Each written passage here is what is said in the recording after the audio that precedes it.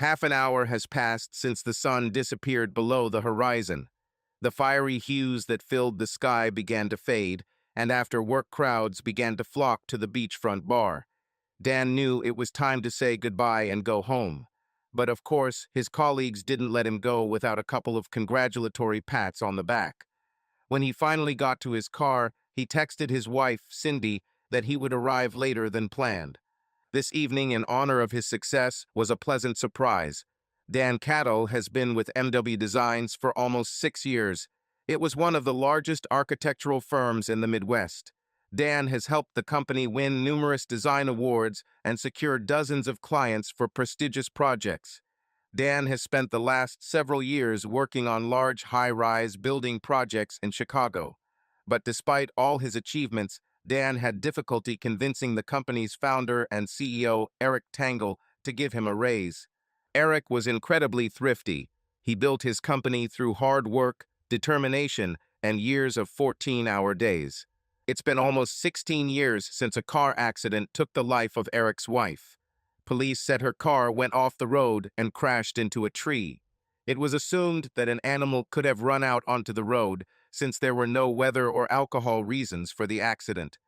Eric knew more about what happened than he told the police, but he understood that if he told everything, he would only add to his problems and would never get his wife back. After the accident, he threw himself into work so as not to feel his emotions. After all these years, he still hadn't allowed himself to mourn her. Eric realized that he sometimes made excessive demands on his employees and rarely praised them for their good work. But today, Dan signed a contract worth over $400 million, and even Eric couldn't hide his gratitude. "I can't imagine how you did it, but it was incredible.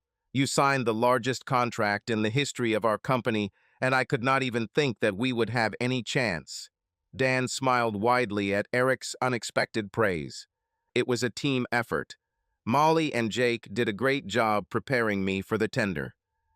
"Nothing of the kind," Eric exclaimed. "It's thanks to you that you were completely imbued with their business, and this led to this result. From today, your salary increases by 30%. Dan took a deep breath and smiled.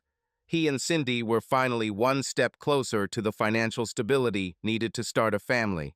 Dan, who grew up without brothers and sisters close in age, dreamed of a large family with children who would inherit Cindy's amazing genes. Dan's coworkers insisted that he celebrate with them after work, and Dan agreed, although he regretted not being able to tell Cindy the wonderful news right away. Dan met Cindy during his 3rd year at a large university in the Midwest. He will never forget the day they met. Cindy was leaving the university library, heading towards her dorm. Dan often sat on the steps in front of the library to watch people pass by, to be honest, eyeing the pretty girls. But among the hundreds of girls he saw, no one could compare with Cindy. Her cute, toned body and dazzling smile immediately attracted his attention. When Cindy was about 20 meters from the library, something fell out of her backpack. Dan immediately noticed this and, without thinking twice, found the item, a hair tie, and ran after it to give it back.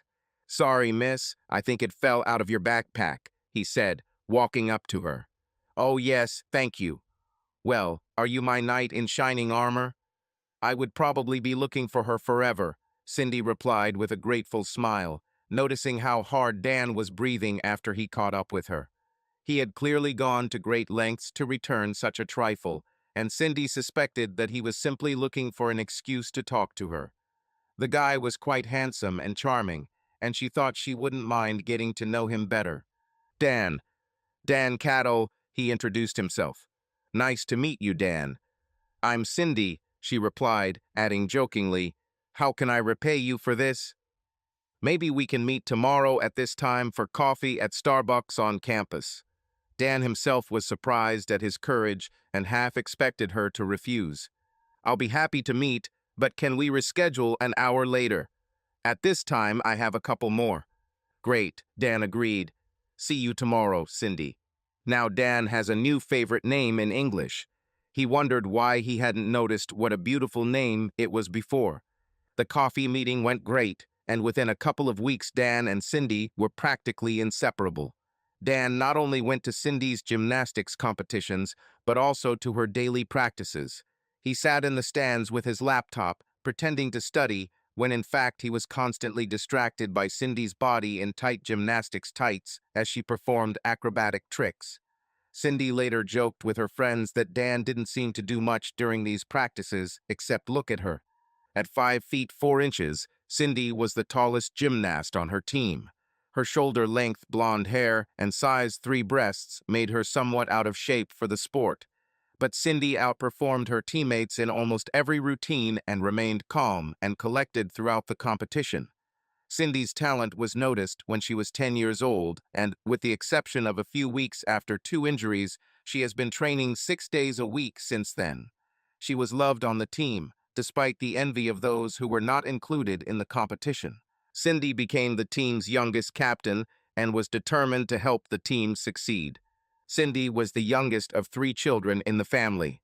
She was born 10 years after the birth of her older sister Judy and 12 years after her brother Tom. Her parents practically did not apply the strict rules that older children followed to her. She was the favorite of the family, which did not escape the notice of her brother and sister. However, Cindy had a good relationship with Judy and Tom. As children, they looked after her, and now she happily helped them, looking after their children during the summer holidays. She adored her nephews and dreamed of her own children. However, as an athlete, she understood that it was too early for her to think about it, and there was no reliable partner nearby, whose role she increasingly imagined Dan to be. Cindy had 4 previous boyfriends. That's what she called those she dated for more than 2 weeks. But none of those relationships gave her the same excitement and love as she did with Dan. He was smart, funny, emotionally open, and, although somewhat shy, a talented lover. She felt safe with him and trusted him with more secrets and dreams than she ever trusted her friends. Their sex life was amazing. Cindy rarely wore clothes in her dorm room or at his house. The constant temptation of her body kept his arousal high, and they had sex on average twice a day. Nothing too extreme, except for Cindy's desire to have sex outdoors. Dan was often jealous of Cindy, as she always attracted the attention of men, even in his presence. His parents divorced due to infidelity, which became a real tragedy for him when he was 12. Dan told Cindy that loyalty was the most important thing to him and asked her to tell him honestly if she couldn't keep that promise. She assured him that she shared his views and that he would remain her only man. None of them ever doubted each other's loyalty. Dan and Cindy married shortly after her college graduation, and their first few years of marriage were full of new experiences both in their daily lives and in the bedroom. Their honeymoon in St. Bartholomew was not only Cindy's first experience outside the United States, but also the first time she had traveled outside of the Midwest. Cindy was fascinated by one of the nudist beaches, and they spent almost all their time either on this beach or in their room. Dan and Cindy made love on the beach at dawn. The discomfort of the sand was nothing compared to the pleasure Cindy felt from sex in such a beautiful and open place. Dan didn't care where they made love, but he was happy to do anything that raised Cindy's passion. By the end of the journey, they both felt like they had become one. 6.5 years had passed since then, and now Cindy saw Dan much less often. Their time together remained wonderful, but his work often left her feeling lonely. She knew he was working hard so they could prepare to start a family, but she couldn't help but resent him for his absence. She tried to tell herself that she was thinking unfairly and tried to push these thoughts out of her head. Cindy never doubted that she was the love of Dan's life and was sure that he would do anything for her. "Damn it, God, not again," Bruce shouted, looking at the computer screen in his office after reading the first line of the email. "Mr. Webb, we regret to inform you that we have selected another company for our project." How so? Bruce thought. Over the years of his work, he won almost all the contracts, but recently he began to suffer serious setbacks.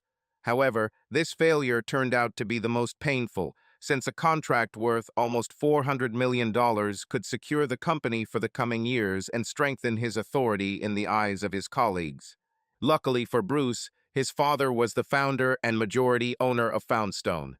In 26 years, Jack Webb turned a $50,000 loan into a multimillion-dollar architectural firm, one of the largest in the Midwest. Jack was well respected in the industry and was known for treating his employees well. Bruce was the only child of Jack and his ex-wife. True, Jack was not his biological father, but he raised him as his own and was the only father for Bruce. Jack only found out that his wife's pregnancy was the result of an affair several years after Bruce was born, and the news destroyed him.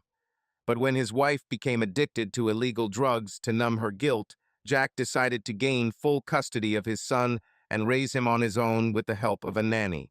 Luckily, neither Bruce's ex-wife nor Bruce's biological father told the court that Jack was not his biological father, otherwise he would not have been able to get custody. But Jack never recovered from his wife's betrayal and never decided to start a new serious relationship. Jack had every hope that Bruce would one day take over his firm, but he was not blind to his son's shortcomings. Bruce was lazy in his studies and work, hot-tempered, vindictive towards those he did not like, and a womanizer. Not the most exemplary candidate for the cover of Time magazine. But Bruce was a smart and skilled negotiator and always defended his father when needed. Jack hoped that his son would eventually grow up, but every year he became more and more afraid that this would never happen. Bruce didn't put enough effort into following up with potential clients during the year and lost several of them. Jack also noticed that he began to often take long lunch breaks to spend more time in the gym. He suspected that Bruce was cheating on his wife Maggie and was afraid that this would sooner or later lead to a scandal. As a father and boss, he repeatedly tried to set Bruce on the right path, but each time he returned to his old habits. It pained Jack to see his son inherit the same evil traits as his biological parents. However, Jack did not have much influence over Bruce. No matter how bad things got, Bruce was confident that his position in the company as heir would remain unchanged. Bruce usually didn't contact potential clients if they chose another company, but today was different than usual. Bruce could barely contain his rage as he dialed the number of the senior vice president of SRG Enterprises, a major auto manufacturer. On the third ring, the person on the other end answered and spoke first. "Bruce, I'm sorry for the bad news, but we appreciate your team's efforts to compete," he said in a low-key tone. "Seriously, Jerry, you can shove your apologies far away. We have served your company for 10 years, and I have never heard a complaint about our work. And now you're giving a $400 million contract to a company you've never worked with. I want to know why." Bruce was seething with rage. "Okay, Bruce, I'll tell you why," Jerry replied, and Bruce saw his tone change. "Yes, we are satisfied with your work on many projects, but in the last year or two, you have stopped paying us due attention. When we have questions or need help, we have to wait several days for an answer, and you clearly did not pay attention to some of the requirements that we specified in the new project. In fact, it looks like you didn't even create a unique project, but simply remade one of the old ones." Bruce knew he had to deny the accusations, even if they were partially true. "Jerry, your team didn't seem to know what they wanted, and my people did everything they could under such conditions. If you are now confident in your requirements, give us another chance. We will even create new drawings at our expense." Bruce doubted that he would convince Jerry to change his mind, but he was obliged to at least try. "Sorry, Bruce, this won't happen. We need to move forward with the project as quickly as possible," Jerry replied. He felt a little guilty about ending a long business relationship between the companies and was quick to soften his words by offering a little advice. "I'll tell you one thing. You should work on your relationships with clients because you have serious competition. The company that won the bid, MW Designs, had an architect named Dan Cadell who practically lived in our office to learn our business while he designed the project, and he came up with a design that fixed problems we didn't even know we had." After a pause, Bruce replied, "Well, I hope you'll apologize when you get back to us to fix the mess they're making." Bruce turned off the call. In fact, he had no reason to believe that the competing company would not do the job, but he wanted to sow doubt in Jerry's head. MW Designs has long been a competitor to Foundstone. Eric Tangle worked at Foundstone for almost 10 years until he had a falling out with Jack and started his own company. Almost no one knew what happened between them, but everyone knew that it was better not to mention Eric and his company in Jack's presence. Damn him, Bruce cursed out loud, but he was no longer thinking about the vice president. Dan Cattle's name has come up several times from clients Bruce has lost, and now Dan has officially crossed his path. Bruce decided it was time to leave the office. He'll hit the gym to work off some of the aggression, then head to Patty's pub to drown the rest in a drink. At 11 a.m., Bruce found himself at the Atlas Gym. Over the years, he realized that this was an excellent time to look closely at married women who were finally breaking free from children by sending them to school or summer camps. Bruce enjoyed seducing married women, even if he wasn't particularly attracted to them.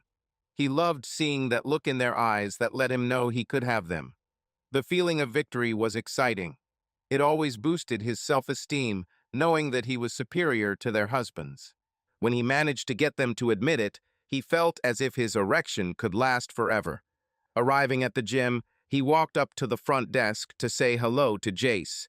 He'd been flirting with her for weeks, ever since she'd returned from college for her summer job.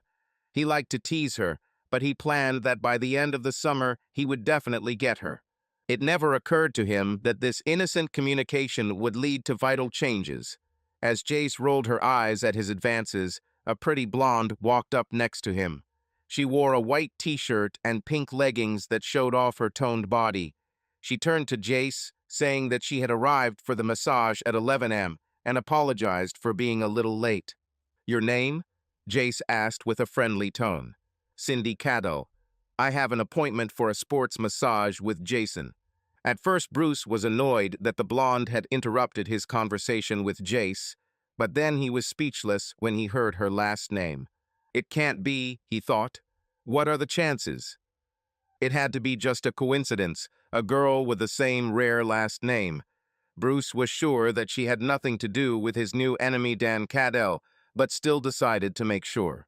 "Are you by any chance related to Dan Cadell, the architect?"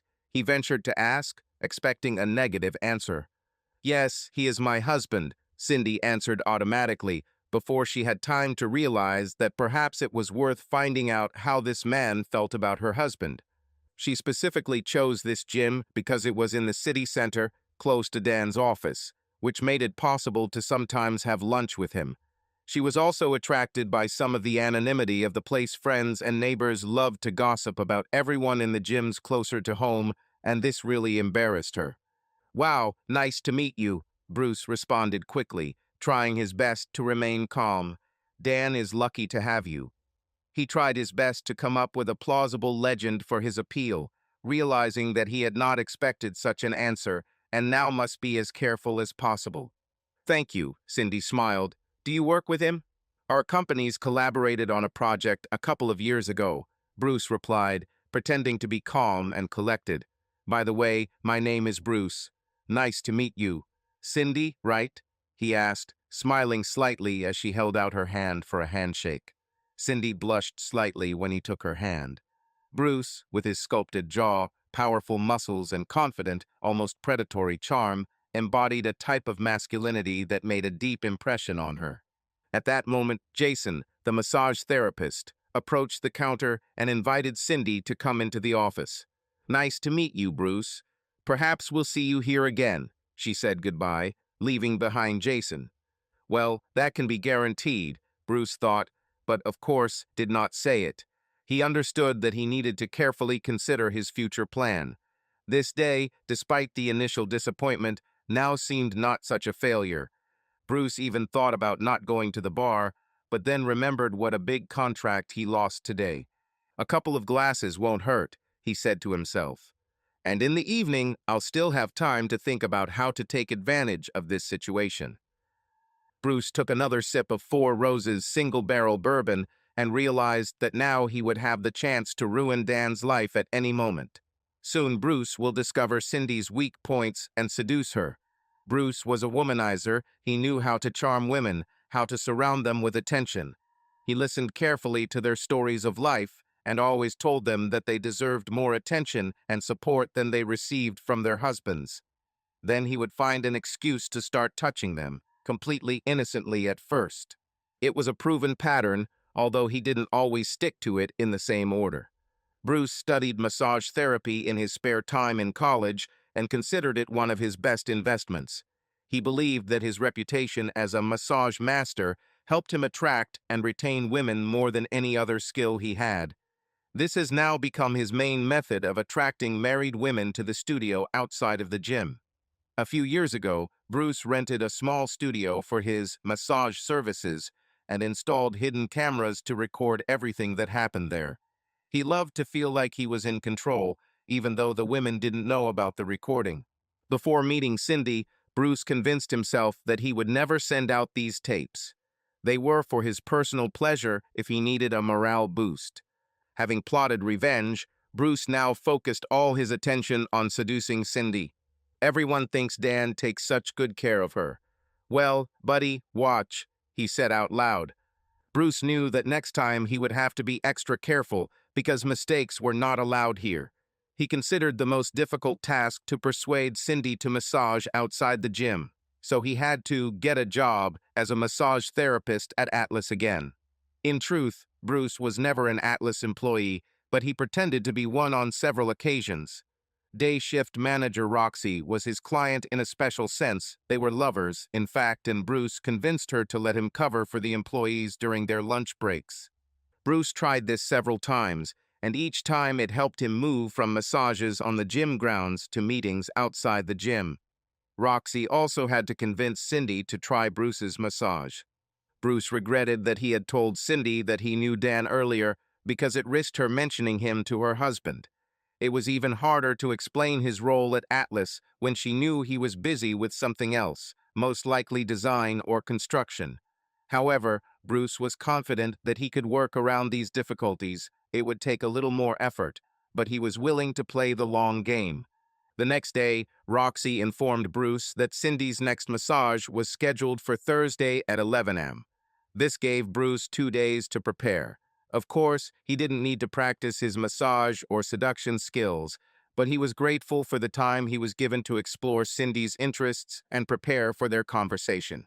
Luckily for Bruce, Cindy did not close her Facebook and Instagram accounts. Using his spare page, he learned a lot about her background, interests, and hobbies. Judging by the posts, she loved her husband very much. But Bruce knew from experience that public posts could hide another truth. After analyzing the past few years, he learned a lot of useful things. Cindy lost her mother to ovarian cancer, loves Australian Shepherd dogs, her favorite movies are sports documentaries, she regularly volunteers at an animal shelter, loves exhibitionism, and gets excited when someone blows in her ear. He learned the last 2 facts from a sex survey she took with several of her friends on Facebook. On Thursday morning, Bruce left the house a couple of hours earlier than usual. He had been sleeping poorly in anticipation of his upcoming meeting with Cindy and wanted to sneak away unnoticed until Maggie woke up and made a scene with him because he had come home drunk and been rude to her the night before. Bruce started his red Shelby GT500, and the hum of the engine woke Maggie up, if she wasn't already awake. At 10 a.m., Bruce came up with an excuse to leave the office for a few hours. He arrived at the gym 20 minutes later, after a brief flirtation with Jackie, once again confirming the plan with Roxy. Bruce will pay Jason triple the rate to be absent for the massage. Bruce went to the massage area and hid there, waiting for Cindy, and Roxy took a place at the reception desk. This time, Cindy wasn't late, but she didn't arrive early either, arriving exactly at 11. Seeing Jackie at the counter, she walked up to her. "Hi, I'm Cindy Cadell. I have a sports massage booked with Jason at 11 o'clock, Cindy said. Roxy quickly joined Jackie to talk to Cindy. "I'm sorry, Miss Cadell, but Jason has a family emergency and will not be able to give you a session today. Please allow me to make up for this by making the massage free and introducing you to our top sports massage therapist, Bruce. He had 1 class canceled, and under normal conditions, it's almost impossible to sign up for him." Cindy was a little disappointed that Jason wouldn't be able to do the session, But the free massage won her over. She sighed and said, "Okay then, I think this will do." Although she was pleased to be able to get a free session, Cindy still wished Jason had been there. In just 3 sessions, he managed to impress her with his technique, and each time she noticed that he massaged her just above the inside of her thighs and was rather careless with the sheet. All this caused her pleasant excitement, but of course she could not ask for something like that. Jackie, according to a pre-agreed plan, called Bruce, and soon he appeared at the counter. Roxy informed Bruce that he would have to replace Jason. She introduced Cindy, but both immediately interrupted her, clarifying that they already knew each other. Bruce invited a slightly puzzled Cindy to come with him to the massage room. Along the way, she noticed, "I didn't expect you to work here. This came as a surprise to me." "Only partially," Bruce replied with a slight laugh. "I like to keep my skills up to date, and I have several regular clients who would steal me if I stopped doing massage. This is also a surprise for me, but a pleasant one. I am always happy to help a beautiful woman relax and prepare for a new day full of worries and stress." Bruce said this phrase, keeping his eyes on Cindy to notice her reaction and adjust the level of his flirting. Cindy smiled slightly, perhaps even a little shyly. So far, everything is going according to plan, he thought. They reached the office and both went inside, closing the door behind them. "So, is there anything you want to share about your massage preferences before we get started?" asked Bruce. "I have been involved in gymnastics for many years and prefer massage using a deep technique and good stretching. Don't worry, I'm not shy, and if something is wrong, I'll definitely tell you." "Great," Bruce replied. "I love women who know what they want and don't settle for less." He smiled. "Okay, I'll go out for a couple of minutes. Please undress to a level that is comfortable for you and lie face down on the table, covered with a sheet, when you are ready." Bruce quietly left the room. Exactly 2 minutes later, Bruce knocked on the door. "Cindy, are you ready?" "Oh yes, ready." Cindy was looking forward to the massage because Bruce was known for his skills, and his physical characteristics also attracted her. His muscular, sculpted body exuded confidence and strength that Cindy found quite sexy. Her husband, Dan, had the lean build of a runner, which she also liked, but her body's reaction to Bruce was almost primal. She knew that watching was not prohibited as long as she did not move on to action. Bruce began the massage on his back and arms, adjusting the pressure as Cindy asked. She wasn't kidding when she said she preferred deep massage. Bruce put all his strength into the work and understood that few massage therapists could withstand such stress. At the same time, he used his signature technique, alternating deep work with light movements. From Cindy's point of view, it was simply paradise. Bruce turned out to be stronger and more skillful than any massage therapist she had met before. His physical dominance and confident manipulation of her body put her in such a state that she hoped he wouldn't notice. As he began to massage her legs, Bruce wondered how high he should go up to the inside of her thighs. He didn't want Cindy to feel uncomfortable, otherwise he would hardly be able to see her again. Jason said that Cindy is receptive to more intimate touches if the massage therapist has already gained her trust. But Bruce was still afraid that she might not like it if he did it in the first session. Therefore, he decided to take an unusual step for himself to allow Cindy to make it clear where her boundaries were. "Cindy, I try to massage as many muscles as possible to get rid of any tension, but I would never forgive myself if I made you feel uncomfortable. Since this is our first massage, I don't know your comfort level yet.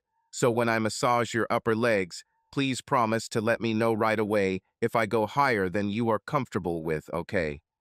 Such directness from the massage therapist was new to Cindy herself. She was pleased that Bruce cared about her boundaries. "Yes, of course," she replied. "But don't worry, I'm not too modest." Bruce chuckled to himself. Everything went even better than he expected. Now all he had to do was restrain himself from speeding up the plan too quickly. Everything could have collapsed if he had rushed. After her words, Bruce realized that he was given the freedom to test how high Cindy would allow him to massage her legs. Soon his hands reached the very top of her thighs, and the sheet lifted slightly, exposing the lower part of her buttocks. Cindy clearly had to understand that her intimate area was open to his gaze. Bruce finished massaging her upper thighs, barely touching her smooth, pink skin, but studiously avoided anything more intimate. "Cindy, is everything okay? Do you still enjoy massage?" "Oh yeah, that's just great," Cindy replied with obvious pleasure in her voice. Bruce allowed the back of his hands to slide along the edges of her intimate area several times, but very carefully, without crossing the line of what was permitted. He then lifted the sheet, inviting Cindy to roll over onto her back. Now that she was lying on her back, her relaxation became even more noticeable. Cindy's breathing was even, and there was a calmness on her face. Bruce began massaging her upper body again, gently working her neck and shoulders. Moving lower, he opened the sheet slightly to give attention to the muscles of her chest and upper abdomen, while leaving most of her body covered. "Cindy, I can skip this part if you feel more comfortable," Bruce offered softly, still respecting her boundaries. "Thanks, Bruce, it's okay," she replied with a small smile, confirming that she was comfortable continuing. Bruce continued the massage, trying to be as careful and attentive to her reaction as possible. He moved slowly so that Cindy could completely relax and enjoy every second of the massage. Her soft exhalation and smile told him that she felt good. Feeling the atmosphere become even more intimate, Bruce moved to her hands, then to her feet, which he gently massaged before moving up her legs again. He was focused on creating a feeling of peace and comfort, avoiding anything that might violate her boundaries. Cindy seemed pleased, and Bruce happily continued his work, following her cues and maintaining a calm, relaxed atmosphere. The massage ended in a little over an hour. "Well, Cindy, how do you like it? Did you feel relieved?" Bruce asked, looking away and hoping to hide his excitement. "Oh yes, Bruce. It was one of the best massages I have ever received," Cindy responded with sincere gratitude. "I'm very glad you liked it. Is there anything I could do differently next time?" he asked with a smile. "Next time? I heard that it's almost impossible to make an appointment with you," Cindy remarked flirtatiously, looking at Bruce playfully. "That's no problem for you," he replied, winking at her. "I rarely meet clients who truly test my strength with their preferences. You helped me develop my skills, and I was glad to work with your body, releasing all this stress. When I see that a client is getting better not through words, but through my observations, it gives me real pleasure. I'd like to make an appointment with you on Monday and Thursday, if that's convenient for you," Cindy replied, instantly jumping on the idea of regular sessions. "Next week, however, will have to be postponed to Tuesday and Thursday because I have to accompany my mom to chemotherapy on Monday." "Oh, sorry, Bruce. My mom also had ovarian cancer, so I can imagine what you're going through," Cindy said with understanding. "Thank you, Cindy.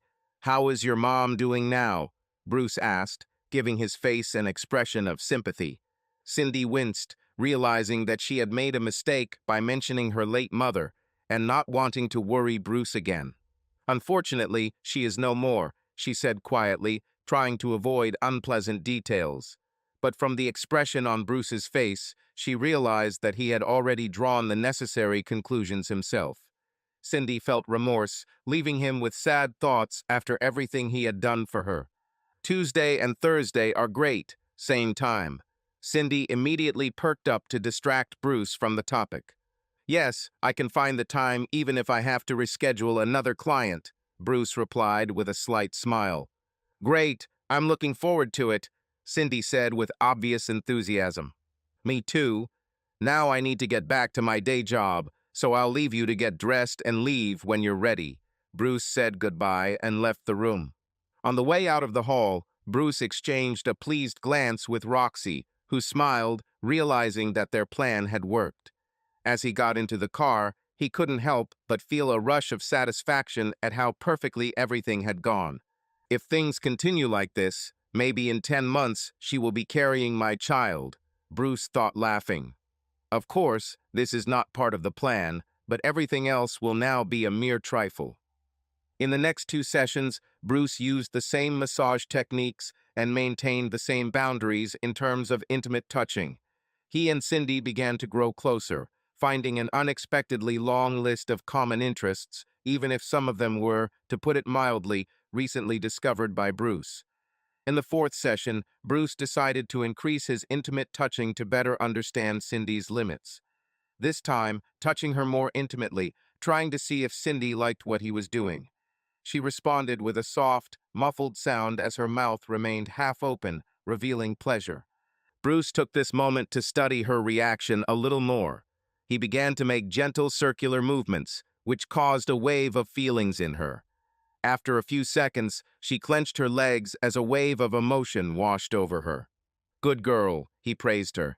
"Get rid of all stress." Bruce continued the massage as usual. After the session, he asked Cindy again if she was okay with what had happened. She assured him that yes, but clarified that they had now reached the limit of her comfort. Bruce said he understood and would like to continue providing the same service, but that would not be possible at the gym. He explained that her limit was slightly beyond what was allowed in this business, and that if they continued, it could endanger him, her, and Atlas. Bruce knew that her reaction to his next words would determine the success or failure of his plan. These puritanical laws are long outdated and certainly do not contribute to your health and well-being.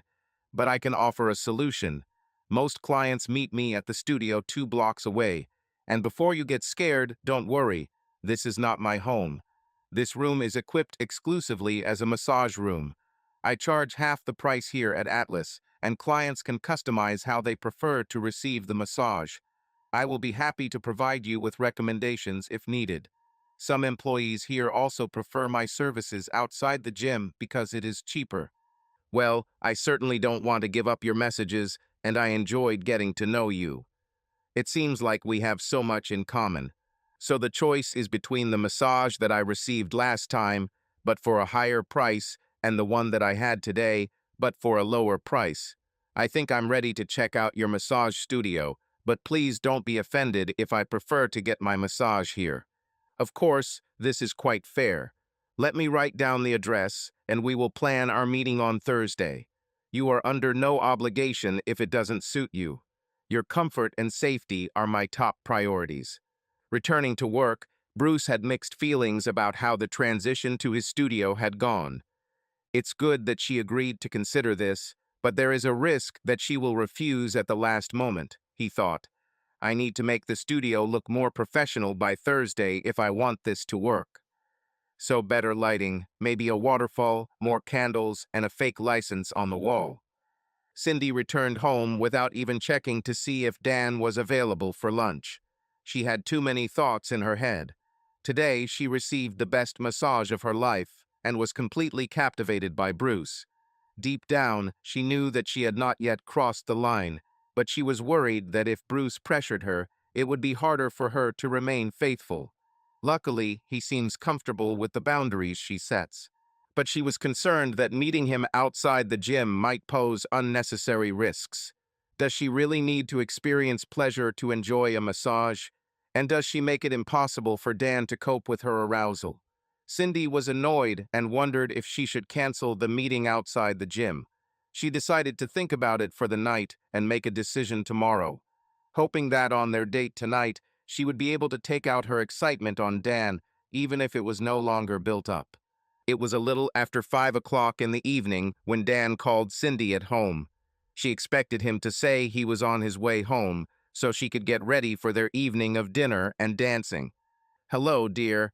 I'm really sorry, but I'll have to stay late at work tonight. This SRG project is huge and requires more permitting than I expected. Oh, Dan, I was so looking forward to our date and spending time with you, but I think you can make up for it another time. Cindy, you know I love you, right? There is no place I would rather be than in your arms. I promise I'll fix everything. Okay, I'm counting on it. I love you too, darling." Dan returned home very late, almost an hour after Cindy had fallen asleep. She had already abandoned her plans to spend the evening with her husband. When she woke up the next morning, Dan had already left for work. Cindy thought, What's the point of all this pent-up excitement if there's no one to do it with? And then she made a fateful decision. She decided not to cancel Thursday's appointment. By Thursday morning, Bruce had spent nearly $3,500 adding professional touches to the massage studio. He hoped this would be enough to make Cindy feel comfortable. He also knew that if she agreed to the massage, he couldn't go beyond the limits she had set last time or risk losing her. If he can recreate their last massage, he'll at least have a high-definition multi-angle video of him pleasuring Cindy with his hands. This, of course, is far from enough, but it is something that will certainly excite Dan. Probably for the first time in her life, Cindy arrived earlier than the appointed time for a massage. She wanted to see the building before going to the studio. She was a little surprised that the building was entirely residential, so Bruce's business looked a little out of place here. But nothing inspired fear. Everything looked modern, clean, and attractive. At the last minute, Bruce asked Carla, his neighbor and client, to pretend to be his office manager and greet Cindy at the door. Once Cindy is inside, Carla leaves under the pretext of a fictitious errand, at the same time removing the massage studio sign from the door. Bruce didn't want to leave it on display any longer than necessary, otherwise he risked causing complaints from the residents to the management company or, worse, the city government. Carla will simply return to her apartment and put the sign back up just before the end of the massage. When Cindy arrived at the studio, she was greeted by Carla with a joyful smile. "Hello, you must be Cindy. I'm Carla. Welcome to Proper Massage." Bruce hadn't mentioned that anyone else would be there, and it came as a surprise, albeit a pleasant one. "Hello, Carla. Nice to meet you. I just finished helping Bruce with some tax forms, and now I have an errand to run at the office. I'll probably be back around the time your massage is finished. Don't worry, you are in good hands." Bruce gives his best. "Yes, I was already lucky enough to try them in the gym. I'm looking forward to our training." Carla left the apartment, trying to quietly remove the sign and take it with her. Bruce emerged from the other room, dressed to match. "Welcome, Cindy. I'm so glad you were able to do it." "Hi, Bruce. Glad to see you. Does everything meet with your approval? I don't want you to experience even the slightest discomfort." "Yes, you have a good place here. I wasn't sure what to expect, but this wasn't it. You truly have a private spa oasis in the city center." "Thank you, Cindy. At least my clients like it." Bruce smiled, knowing that both he and the apartment had passed her test. "Do you need anything before we start? Water, coffee, tea?" Cindy was once again struck by his thoughtfulness. "No, thank you. I'm fine." "Okay, why don't you go to the massage room and get ready on the table? I'll be there in a couple of minutes and we can get started." The massage was an almost identical repeat of their last session. Of course, the main difference is the location and video recording. Bruce made another small change to the massage that he hadn't planned on. This time, after he had pleasured Cindy, he said, "That's my girl. Leave all your stress behind, baby." He knew he was taking a risk, but in case this was the only video of Cindy he would ever get, he wanted his words to have extra meaning to Dan's viewing pleasure. Carla returned just as Cindy was putting on her shoes to leave. Cindy thanked Bruce and promised to return on Monday. Walking out of the apartment building, Cindy felt like she was walking on cloud nine. She definitely became addicted to Bruce's massages, and he continued to be the perfect gentleman. She liked the attention he gave. It helped fill the void when Dan was gone. That evening at home, Bruce looked through the massage recordings stored in his cloud account. He couldn't help but satisfy himself with the video scenes of Cindy getting emotional and the words he spoke in response. It took all his willpower not to send the clip to Dan immediately. Over the next few weeks, Bruce took a series of small steps to further corrupt Cindy. It all started when he mentioned that it was entirely up to her whether she stayed draped during the massage. After all, he had already seen everything. He knew that Cindy loved to show off her body, so it was no surprise that she decided to forego draping. Then there were two more lines of questioning that he regularly introduced at critical moments in the massage.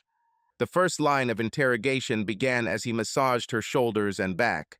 He asked about the source of her tension, noting that children were not as important a factor as they were for many of his clients. Gradually, he asked about her marriage and relationship with Dan. As the weeks went by, she opened up more and more, sharing her frustrations with his work schedule, but always admitting her love for her husband. The second line of questioning began while he was massaging her legs. He asked what she did to relieve stress besides massage. Over time, this conversation led to Cindy asking what he did to relieve stress. This allowed him to use the gym and sex as an outlet and self-pleasure as a fallback. Given Dan's busy schedule, I'm sure you're as familiar with the backup plan as I am. He laughed in a way that let her know she didn't need to answer. But Cindy cautiously took the bait. I have sex toys, if that's what you're asking. But sex toys are not the same. I prefer sex with my husband, even if it's less often. Here is a softer version of the text. After several meetings, Cindy found herself at a new stage, trying out one of the devices that Bruce suggested to her. She wasn't sure at first, but his explanation helped calm her down. He said it wasn't much different from using a regular massager, and that she could feel comfortable because no one was touching her. Ultimately, Cindy agreed, although she still had doubts inside her. From that moment on, she began to have feelings of guilt associated with how much time she spent with Bruce. She understood that this was affecting her relationship with Dan, even though she wasn't technically cheating. However, she realized that she had become too attached to simply give it up. Plus, she needed a friend like Bruce who cared about her health and well-being. 5 months into the massage sessions, Bruce realized he had enough incriminating videos and revelations from Cindy to destroy, if not end, her marriage. So he decided it was time to be bold and see if he could cross her boundaries. During a neck and back massage, Bruce further discussed the sources of stress in her life and marriage. He noted that she had previously said that she really enjoyed sex with her husband, and it sounded like he must have had a lot of fun. What? I'm not very comfortable discussing this. It's the perfect size for me. So, how many inches is your ideal size? I don't know. Whoever Dan is. You mean you don't know how big your husband's size is? No, I don't know. It's okay, whatever it is. Now, before Cindy could finish her next thought, Bruce had pulled off his sweatpants and underwear in one fell swoop. Cindy gasped, shocked by his actions and the large size. Well, is it bigger or smaller than that? Seeing Cindy's shocked expression, Bruce slowly pulled up his underwear and pants. He apologized to Cindy if he made her feel uncomfortable. Instead, he was trying to give her a point of reference that would help her answer his question. I can't believe you did this. Please don't do anything like that again. I'm so sorry, Cindy. I won't. Cindy seemed to come to her senses after his apology and allowed the massage to resume. She probably would have rushed to the door if they hadn't had such a long relationship.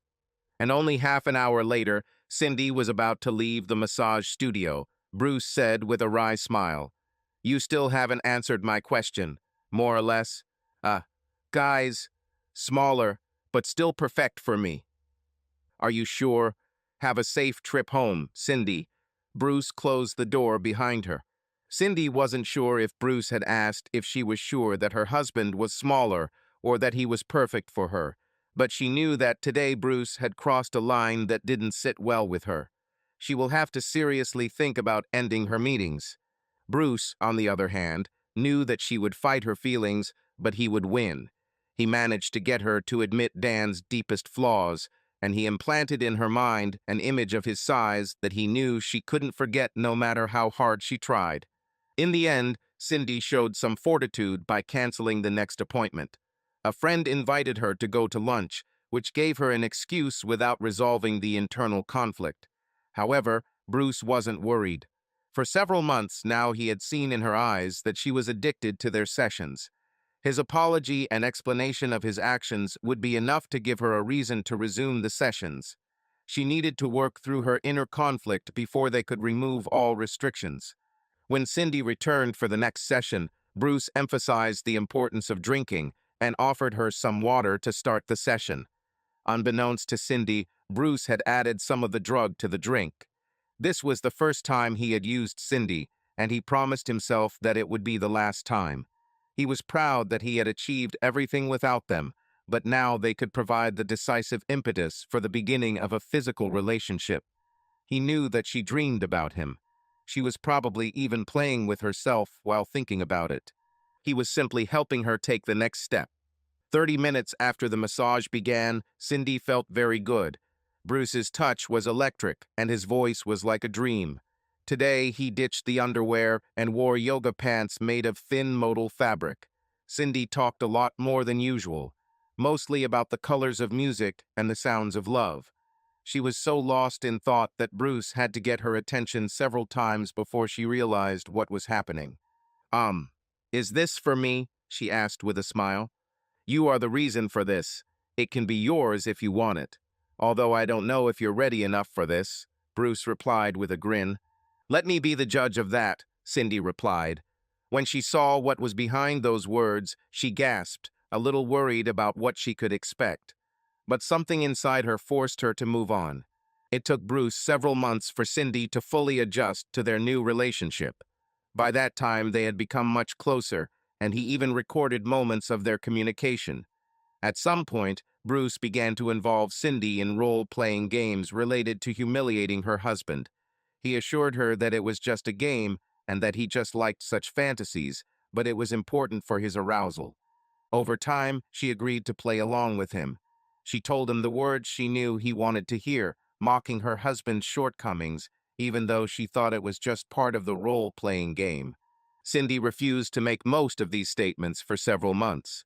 It was only through Bruce refusing some of his services, convincing her that she was playing a role, and reminding her that fantasy was an integral part of his sexual activity that she finally gave in.